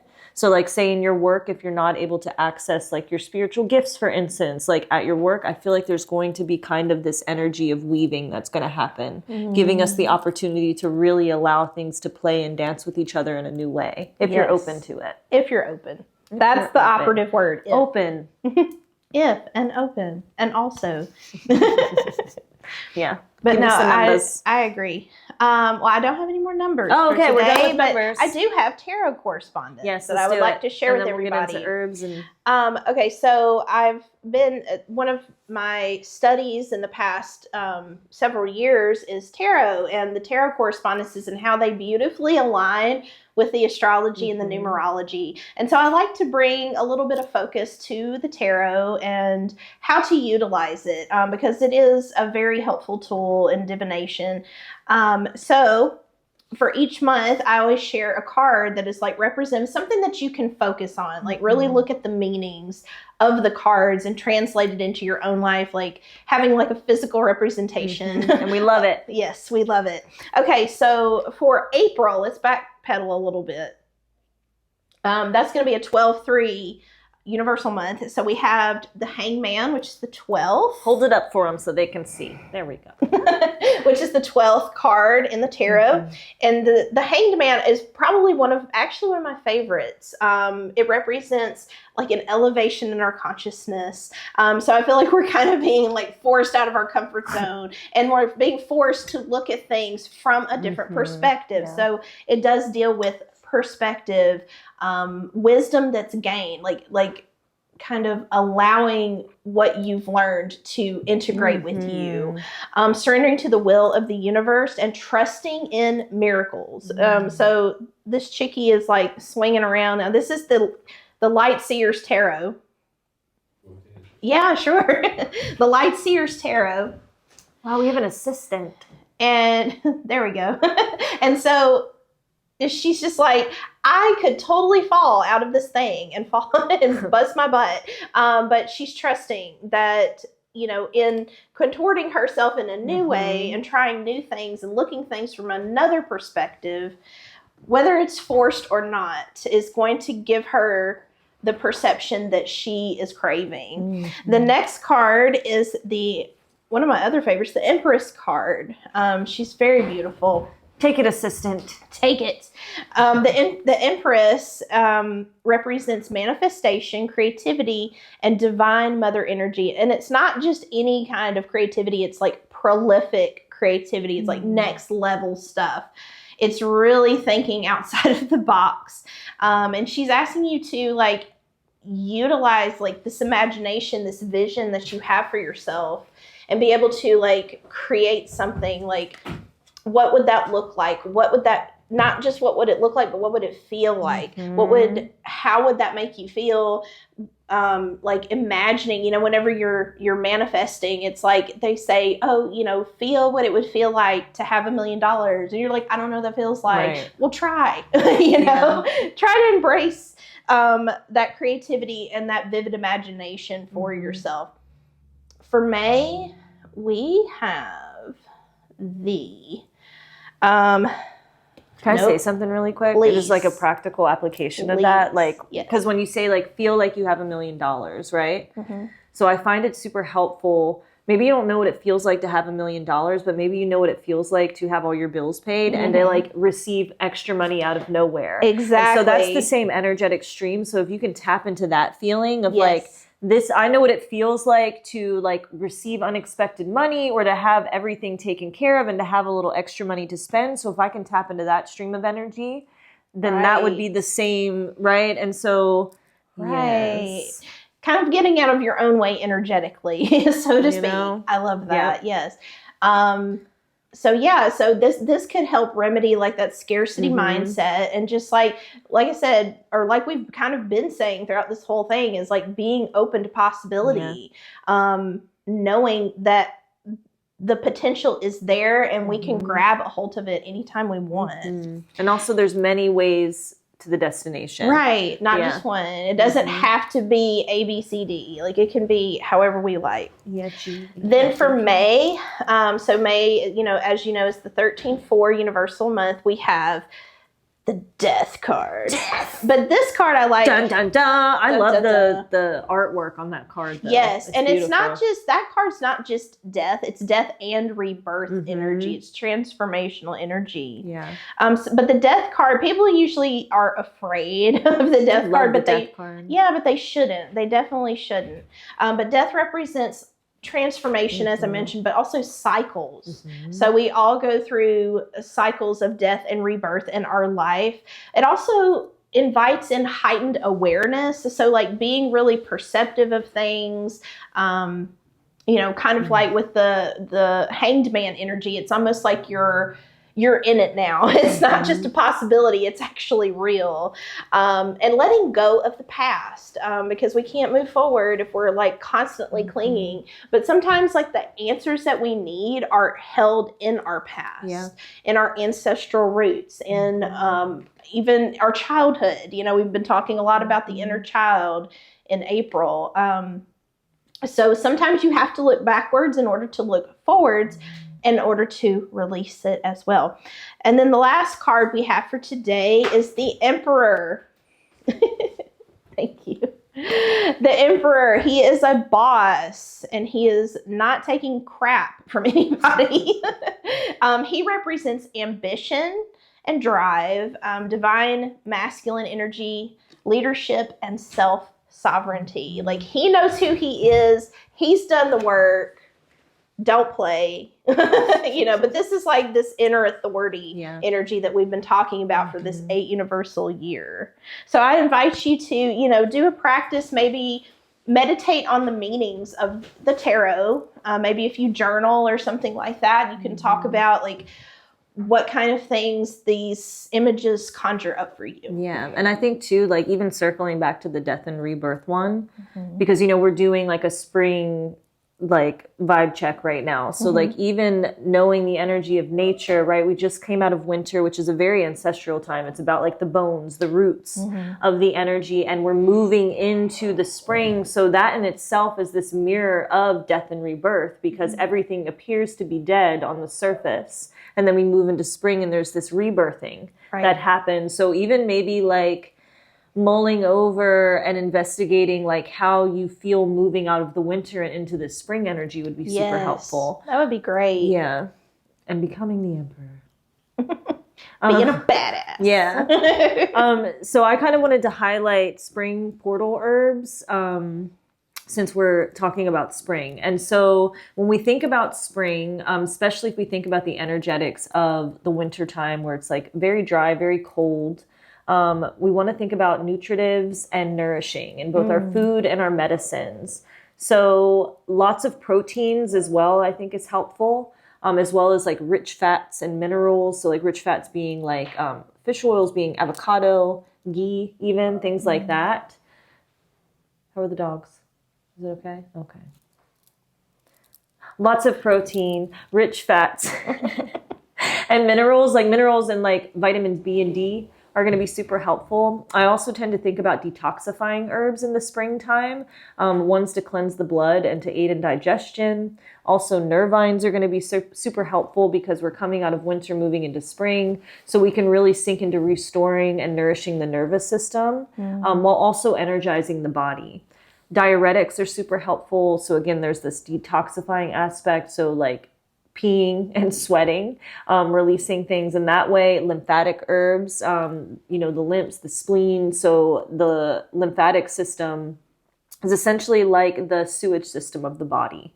So clearing that out is super helpful. Expectorants as well, which is helpful because of the season shift, and we have all of the allergens coming out to play. And so I really think about spring too, where it does have this fiery energy. I think a lot about the air element in the spring because it's almost like the winds of change are happening, right? And so I'm just going to give you a list of herbs, and I always like to give magical and medicinal associations because I am a witch. As well as an herbalist. So oat straw. Oat straw was the first thing that I thought about. Oat straw is great. It's very nutritive for the body, meaning that it provides like essential nutrients and minerals to the body.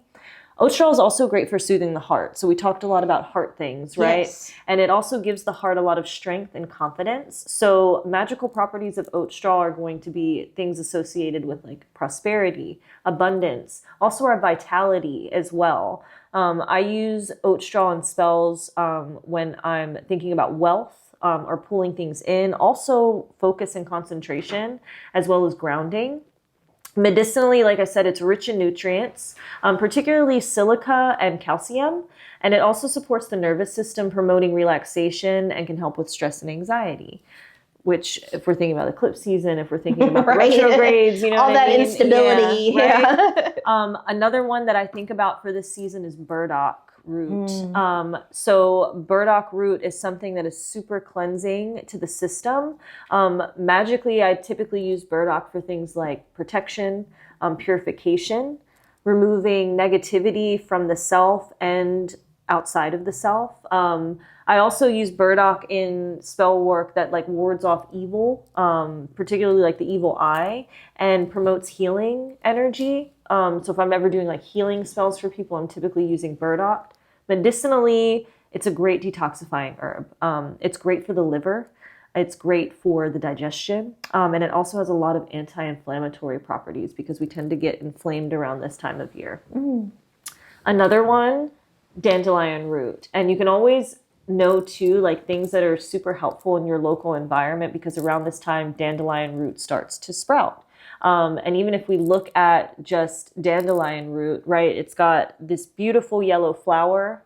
So it's going to bring this essence of like things feeling brighter, like clearing things out. And if you look at the leaves, they're very serrated. So it's called like the doctrine of signature when you look at plants, because the way that a plant looks can sometimes clue you in on its medicinal properties. So if you look at the leaves of dandelion, they look like these serrated swords, right? And so it really does have that energy. So magically, I use it in a lot of things of like releasing things, even just like noticing how it grows a lot, right? So prosperity, but also like breaks through things. Like it breaks through, so obstacle removing spells. I think about that. It's great for wishes. It's great for divination.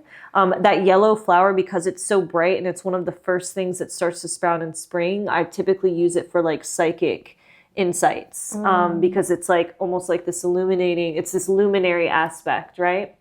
So spirit communication, psychic development is typically what I'll use dandelion for. And then medicinally, this is also going to support the liver. It's going to support the kidneys. It aids in our digestion, and it has a lot of diuretic properties. So I find that great. Another plant that grows around here, for instance, in Memphis, is stinging nettle. So it's those plants that you see with the little purple flowers, and they look like little stalks. They're everywhere. Yeah. And stinging nettle, and if you even touch stinging nettle, it can tend to irritate the skin.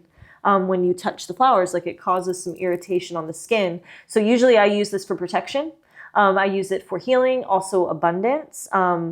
This is a great plant to use in protection spells, and particularly like in removing jinxes or curses. That you feel like may be happening. Medicinally, it's very rich in vitamins and minerals. Nettle is one of my favorites. It's got a Mars energy to it, and it's really helpful in its nutritive properties. So it's very nourishing to the system. It's got a lot of, it's got a lot of iron in it, which is great. And so it's good for the blood. It supports the immune system. Again, it reduces inflammation, and it can also help with allergies. Very cool. Yes, almost done. Which we need Yes. here in the South, anyway. And then the last plant I thought of for the spring portal was Yerba Santa. I love Yerba Santa.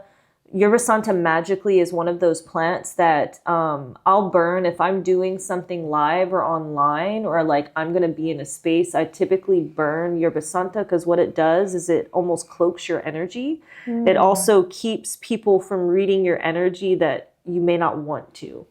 So it's beautiful for that. It's associated with psychic powers, healing, and spiritual strength. I use this in a lot of protection spells and just any spell that I'm trying to enhance my psychic abilities or I'm tapping into spirit. Medicinally, it has expectorant properties. So it's used for a lot of respiratory conditions, especially like coughs and asthma. So there's a lot of seasonal asthma around this time as well. So it's great for that. And it cleanses and purifies the body as well. Yes.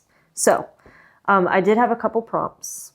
If that's okay. Go for it. Yeah. So again, this is a time like to be connected to air, and it really asks us to look where it is balanced and imbalanced, right? So it's a great time. You were talking about imagination, and we were talking about visioning. So this time of year is a great time for the imagination, for visioning, and intelligence.